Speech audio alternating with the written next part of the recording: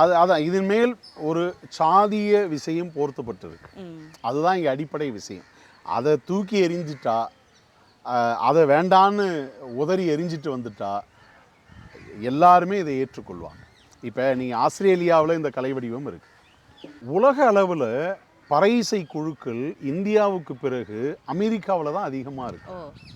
ஏன்னா இங்கிருந்து போன தமிழர்கள் அல்லது இங்கிருந்து போன இந்தியர்கள் பறையை ஒரு மிகப்பெரிய துணையாக ஏற்றுக்கொண்டாங்க. அங்கே மனிதர்கள் தமிழர்கள் இணைவதற்கு பாலமாக திகழ்வதே பறை தான்.